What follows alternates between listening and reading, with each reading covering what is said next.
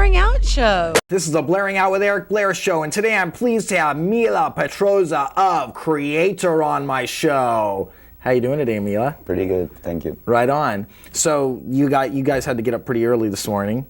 Yes, I had to. Yeah? Because you woke me up. Yeah, that's right. You let Venter and the rest of the gang sleep, right? Yeah, they partied yesterday, and I had to go to sleep early. I mean, 3 o'clock or something. And we've been on Sunset Boulevard. We played the Key Club, and of course there was a lot of friends coming down, and you know, it was. We went to the Rainbow Bar and Grill. You know, all that rock and roll. Yeah. It was fun. How did Kreator form? We started out as, you know, like a band, a school band in a way. We had it was me and Ventor at the time and Rob at the time, and we would do covers. You know, when did we start? I mean, we started the band, being a band in 1983 or something, and we started Kreator in 1985. So before that, we had a band that would do covers of Twisted Sister, Judas Priest, you know, Raven, you know, and then we got into the Venom thing. Yeah. And that's when it all changed and we got more extreme. Then you got your deal with Noise. Now, how did that come about? We were in the tape trading scene. Okay. Back in 80-something, 85 or something, 84 actually. And we would, you know, trade tapes with people from all over the world.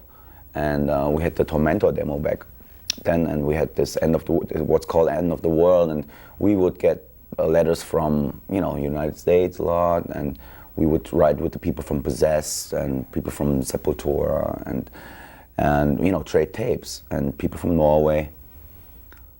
And then one day somebody decided to send a tape to Noise Records, and they liked it and signed us. How excited were you? Not that excited. Really? We thought, I mean, we were excited about the fact that we could do an album, but we thought it would be a one album thing, and then, you know, we were still at school, we were very young, you know, 16 years old. So at that point, you didn't have any rock and roll dreams. Oh. You guys are pretty much in it for the music. Yes. And for the love of music. Yes. You grew up in Essen, Germany, correct? Yeah. What was that like? There's not much going on there, you know. I mean, we're in the middle of, back then it was still a lot of, it was an industrial city. There was a lot of coal mines, you know, and unemployment and frustration, which was kind of inspiring. Yeah. You know, I was still at school and I didn't know what to do, and I didn't know if I wanted to go either to university. So what I did was I went to some kind of business school, and just for, you know, because when I finished high school, I had to do something, so I don't have, you know, take a job and can't get away, you know, because when I did the first record, I was still at school, so I had to do something where I can take time off to tour, and so I did this business school, and then went to. We toured so much that I had to quit, you know, and this whole surrounding, I mean, where we've grown up, definitely had to do with the way we sounded at the time, because we were very influenced by a lot of the underground stuff, and we still are, and that made us, you know, over the years. We developed a sound for us, and Endless Pain, Pleasure, Kill were still a little rough and a little chaotic, but there was definitely something about those two records. And people loved those records. Oh, yeah. Now, who created the death character who graces the artwork of your album covers and your T-shirts? Phobia. No, he's actually from Greece, and not to be like Iron Maiden or something, but this guy is following us, you know, on almost every record. There was 2 records where we didn't put the guy on, and our fans didn't like it. And we were missing the guy, so he's back. I actually have a necklace. I am. The metal necklace Yeah. that's the head and stuff, and I've had that for years. Who came up with the name Kreator, and what is the meaning behind the name? It has a double meaning. Actually, when you spell it with a C, it would be the creator, to create something, And with a K, we have, in German mythology, we have this demon that lives in the woods called the Kreator. Okay. He's in this, this mythology book called Edda, where, all the German mythology, the people with the dragons and all that stuff come from. And so it's like, it's a demon and a creator in one. It's, whatever. Yin yang, good and evil. And so how did you, what made you decide to take that as your name for the band? We were called Tormentor before, and I thought that name was too cliche. And we were thinking about something that would express the vibe in the band a lot better, and more of a unique name that nobody that sounds better and kind of sums it up more. Yeah, it's very powerful. Yeah. Now, what do you feel Kreator's mission statement is? First of all, like you said earlier on, we're in it for the music, and we love metal, and we love extreme music. And I think for us it's a good way of expressing ourselves, be creative, and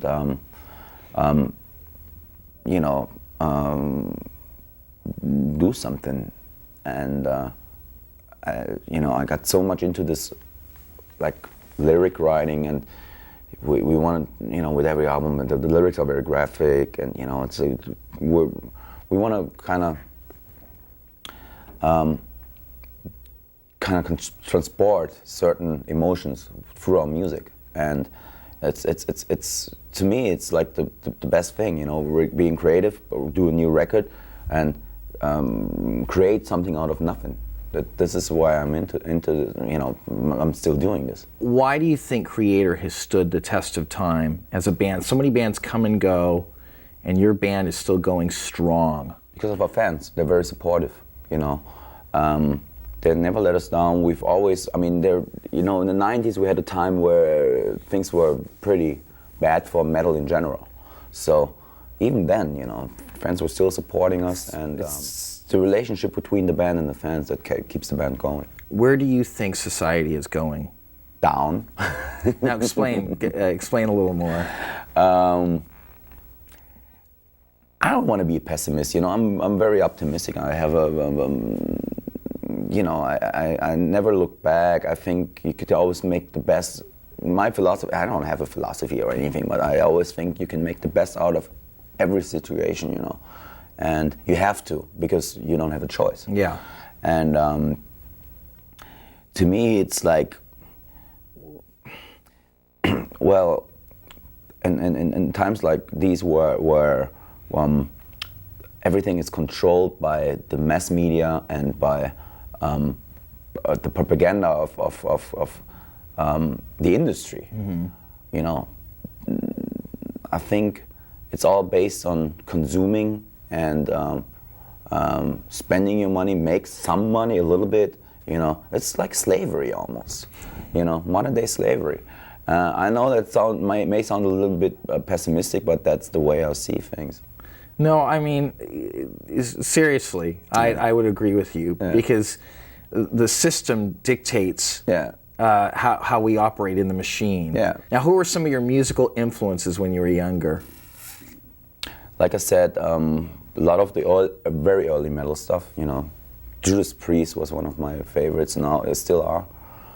And then from '95 on, we got on this label, Noise Records, and they were the punk rock label in Germany. They had they released the Black Flag albums over there, so we got into the hardcore punk stuff, and which influenced our music because it made it more extreme, and a lot of early death metal stuff, the black metal stuff. Are there any barriers that you guys have to overcome during the songwriting process? What do you mean? Conflicts, like, no, I want this part in, and no, dude, this part. No. We're very much following like the same vision. You know? There's never any major conflicts because I prepare most of the songs at home anyway, and it's not like the other guys can't put their input into the band, but there's no one like insist on this fucking funky part right here. You know, it's none of that. Cool. I love your new guitar player, Sammy. Yeah, Sammy's good. He's awesome. How'd you get him in the band? We've known him. I mean, he jumped in for Tommy for a while, a wood guitar player, when he broke his hand or something. So we played a couple of shows with him, and we knew he was a very easygoing, very nice guy to be around, you know, and that's the most important thing. Yeah. You know? I mean, you can't have someone that's complaining all the time or making life miserable for everybody else. Yeah, so. Especially when you're crammed on a tour bus for a long time. You know what I mean? Yeah, I know. So he's the perfect guy for a Kreator, I think. He's laid back, you know. He's fun to be around. You know? Yeah, he seems really cool. I mean, just from watching the footage and stuff. Let's talk about your 2001 release, Violent Revolution. Yeah. What an amazing record. Thank you. What was a typical day like in the studio during the recording of that album? Very disciplined. We work with Andy Sneap, who's a perfectionist. And I am too, but only to a certain extent. You know, that's why I always get people like Andy in to work with me, because he's got this way of doing things. I mean, he's sometimes in the middle of the recordings, you kind of hate the situation because you're playing the same part over and over again. But in the end of the day, you love it because that's, you know, it's perfectly there. It's as strong as it can get with Andy. So, typical day in the studio. We were in the suburbs of Nottingham, England. Nothing there. I mean, it's just the studio, big parking lot. We went in there like 12 o'clock in the morning, got out of there at sometimes 2 o'clock at night. You know, next day, same thing. Got some Indian food, and that was it. That was the excitement for the day. So you guys are totally disciplined. I don't think this kind of music can work any different, because if you're, I mean, there's a time to party and there's a time to work, right? When you're in the studio, there's no use of getting drunk. There's no use of you know, getting people into the studio, because it just keeps you from your work. Yeah. And not that, I mean, of course, we did, like, when we did Extreme Aggressions here in LA, it's always like that. I mean, the other guys, they're in the studio for 2 weeks. They do the drums and the bass, and then they're out. The rest of the 2 months, I'm there by myself with Andy. We're there to work. And I don't, it's like being in isolated almost, but it's good. The song Violent Revolution, this song, I just go around singing it all the time. Society has, you know, it's like, tell me what inspired this song. I mean, it is the ultimate rebellious song to me. Yeah, it's about being pissed off, you know, of society. It's not a new kind of idea, you know. I mean, there's songs like this throughout the history of music. There's always been like songs like about rebellion, you know, and yeah, Rise Above by Black Flag. There's a million of them. Yeah, but you know what? It's killer, man. All right, thank you, man. I read an Irish book about the IRA. That's what it's inspired. Oh, okay, cool. I kind of like, my thing is like, you know, society. I've rejected society. Society's rejected me. Yeah. It's like, get out of my way. I'm coming through. You know. Yeah, it's not like it's just been inspired by the book. Yeah. That's definitely what I wanted to express. You know, do your own thing, basically. You know, just don't let society bring you down. Because I mean, I know that it's very hard sometimes, you know, to and I know how you know, everybody has their own little problems, and you know, you have to always, if like you said, it's a constant battle. You know, every day you have to do things. Some people have to do things that they don't like all their lives. Exactly. You know, and there's not much you can do about it. And I think the song has also a positive message. It's like, no matter what, you know, don't forget about being yourself and enjoy life. You know. Well, the thing is a lot of people that end up doing things that they don't want to do, they fall into the trap. Yeah. It's very easy. Yes, well, especially when you're young and you don't know any better, you know, and some people get their girlfriends pregnant and they end up being tied to that. You know what I'm saying? Different things. No, seriously, I know. These are real problems and real issues. I know. People... I mean, when you, especially when you're having kids in a young age, you have to rely on a certain income. Yeah. You know, and it's not, you cannot just, you know, you're very young and you know, let's say you're 20 years old and you have a kid and you have to support the kid's family, you know, and then you get frustrated after. And you're trapped. Yeah. It's like I have to go to this job that I hate. Yeah. I had bigger dreams, but now I'm not going to go for them. Yes. In the song "Reconquering the Throne," that's another awesome song. What throne are you talking about? I'm talking about like being down and getting back up again. You know? Okay. Like, it's about getting out of a crisis, personal crisis, maybe even an identity crisis or whatever. Like that. You know? And it's very graphic, and it's like reconquering the throne. Of course, it doesn't have anything to do with a throne of you know, sword fights or anything like that. It's about getting out of a bad situation that you're, you know, in, and about, you know, being frustrated and then being able to dig yourself out of a hole that you put yourself in. See, that's what I love about your music and your lyrics, is that you can take simple ideas and make them sound really elaborate and really powerful. Yeah, thanks, you know, and it's very inspiring. I mean, when you say reconquering the throne, it's about going through a crisis and overcoming the crisis. I kind of like that. And it's like, I'm taking back my life. You know, who came up with the music video and whose concept was it for Violent Revolution? That was out of our hands. You know, we had a rough idea. We told the guy, we sent him the lyrics, and they came up with this concept, which I thought was kind of funny in a way. You know, they had, it's like Violent Revolution, and then you have these gorillas. Yeah, gorillas. Eating people, you know. It doesn't have anything to do with the lyrics, but I thought it has some strong image to it, you know. And the guy told me it's a statement against the way they treat animals in Germany. Huh. You know.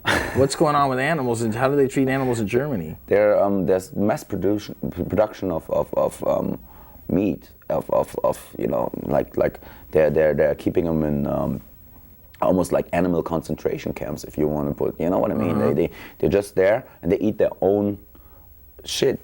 Oh, really? Yeah, that's basically, you know. It's like, no, we don't want to eat that meat. Yeah, exactly. That's how. So it's like, I think that the director of the video had this, he wanted to make this statement, which is very abstract though. I mean, you have to know to kind of get the idea. It's like the ape men are eating the humans, you know, so it's the other way around. It turns the other way around, and it's like, it's a little funny. Yeah, you guys are wrapped in saran wrap very tightly. Yeah. And the last scene is where the woman picks up in the supermarket, he picks up the musician, you know, and starts eating it. Yeah, come on. It's a good sense of humor. It's good. I like it. You just came out with the double live creation Kreator CD, and its companion DVD, live creation revisioned. Yeah. Now, start off telling me a little bit about the CD and the double CD set, and you know, why was this the time to put out a live album? And then tell me about the DVD after that. Our fans always wanted a live record, and we've been to so many problems with record labels where we asked them, okay, can we do a live record, please? And they were like, no, it's too expensive, it won't sell, blah blah blah. But we said we don't care about this fucking business bullshit. We want a live record for the fans. We're like, no. With SPV now, you know, we had a label that has done live records in the past. They've done stuff for Judas Priest, they've done stuff for Motorhead. They're used to doing live records. And for us, it was also very, very cool to, I mean, there was a good thing that we've waited so long, was that we were able to record more than one show. Whereas in the past, in the 80s or even in the mid-90s, it was always like you had to get a recording mobile, which was very expensive, and you had one shot. Yeah. That was it. You played a bad show, it's going to be the bad live record. Yeah. And so we took equipment on the road with us. We took some D88 machines and recorded, I don't know, 22 shows or something. And we picked the best ones and made it a live record. And then we did we shot 2 shows, one in Korea and one in Brazil.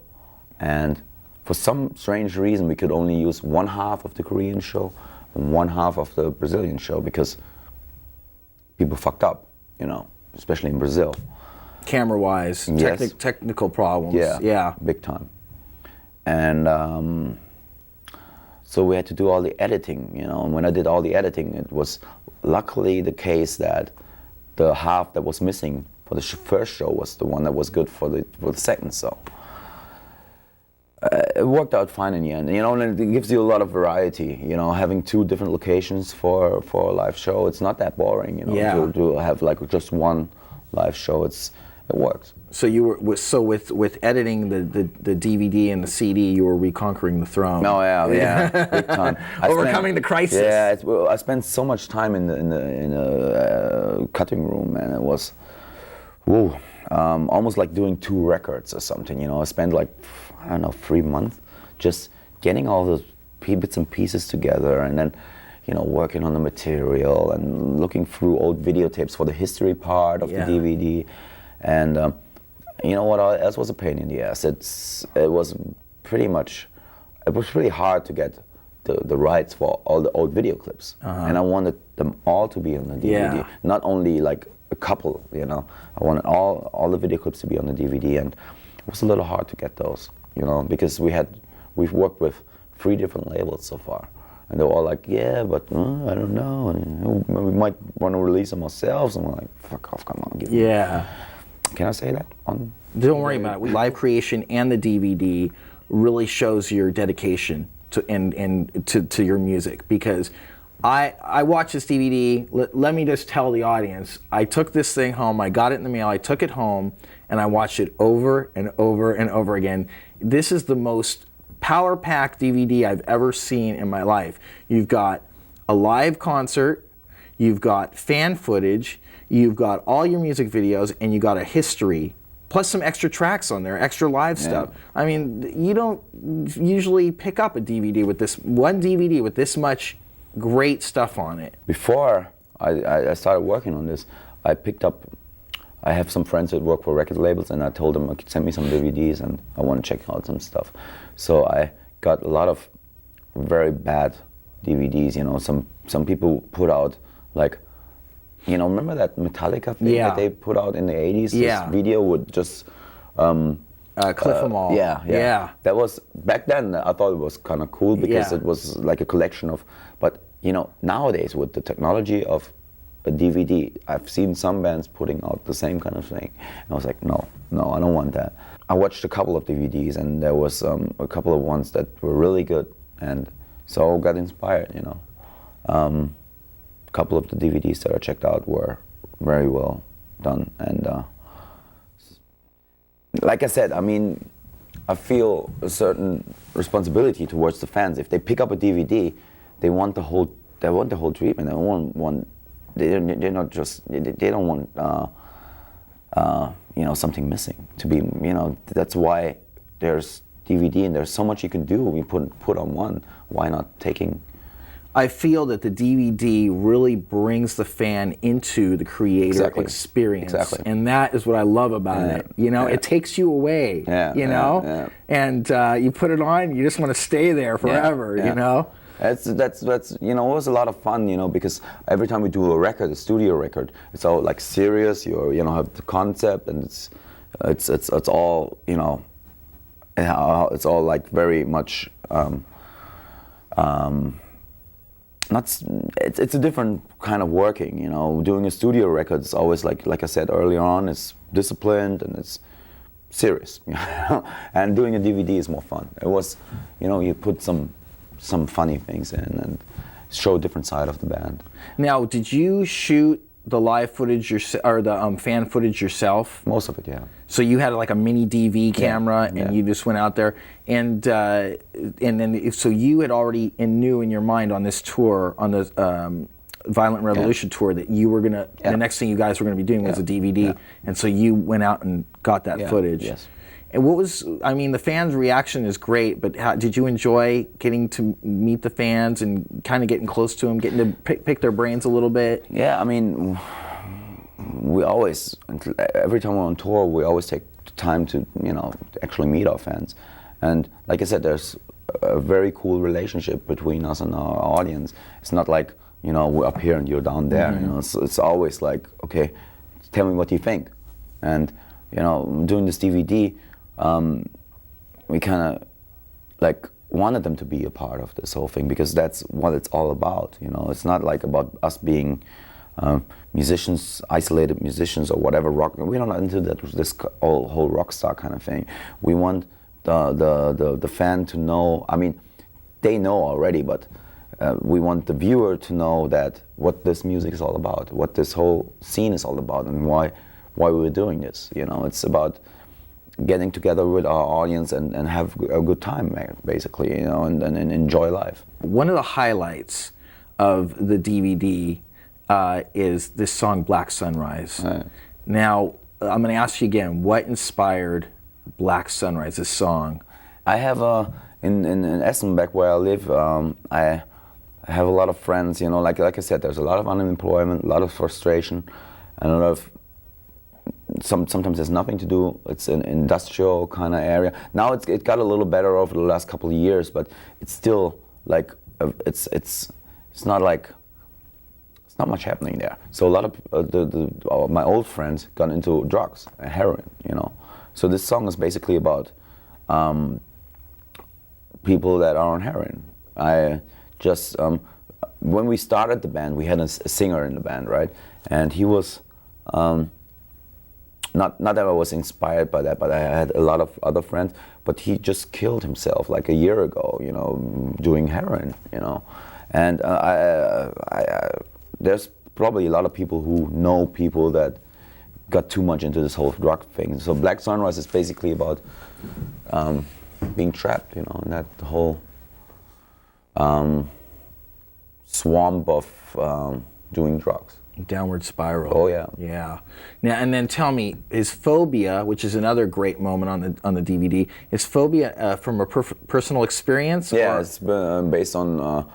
It's also, you know, like, it's also. I mean, I don't know if I can say this. Yes, just say it. Yeah. When you smoke pot, and sometimes you're getting paranoid, you know. Yeah. And that's what the song is basically about. It's about smoking too much pot, and then all of a sudden you feel like everybody's looking at you. You know, like, feel uncomfortable. That's basically what the song is about. That's awesome, dude. Okay, now I notice you guys prefer Jackson guitars, especially now, and you play them through the whole DVD. Yeah. Tell me, why do you love those Jackson guitars? And we all know that Randy Rhoads made one of the greatest guitar players that I think ever lived. Oh, yeah. Randy Rhoads really made the Jackson guitar popular during his time with Ozzy. I think that I've tried, you know, on the last tour I picked up a new guitar because I liked the shape. It was the Beast, the BC Rich Beast. And I played it on this tour, and it's a good guitar. It sounds very good, and it has a lot of bottom end to it. But then again, it's very uncomfortable to play because it's like shaped like a fucking monster or something. You know, it looks like a fucking Star Trek or something. Yeah. And the V shape of Jackson is like, you don't really feel the guitar. It becomes a part of your body. That's why I like it. It's like, it's not there, you know. It doesn't get in the way. So that's the reason why I play those guitars. Yeah, great tone. Oh, that's another thing that I like Yeah. about it. Yeah. So now what's next for Kreator? Next is gonna be we're gonna go home. After this tour, we make a short break, not too long, and then we start writing. I have some ideas for some songs for the next album, and we might start recording in May next year and put it out sometime towards the end of next year. Now, is this going to be a continuation of the Violent Revolution sound? In a way, yes. We wanna what I have in mind now. I don't know if we're gonna achieve this, but I wanna take it from there, the Violent Revolution sound, and go back to the Pleasure to Kill and combine those two, you know, because I thought the Pleasure to Kill has a certain vibe to it, and a lot of the arrangements on that record are cool.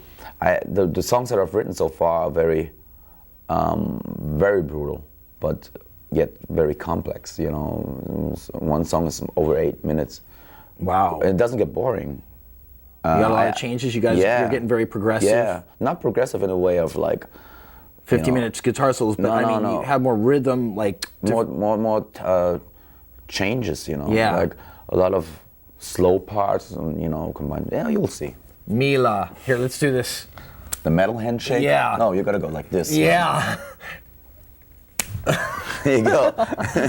Mille, it has been great having you on the Blairing Out with Eric Blair show, man, and I wish you much success in your career. Thanks, man. This is the Blairing Out with Eric Blair show with Mille Petroza of Kreator, signing off. The Blairing Out Show.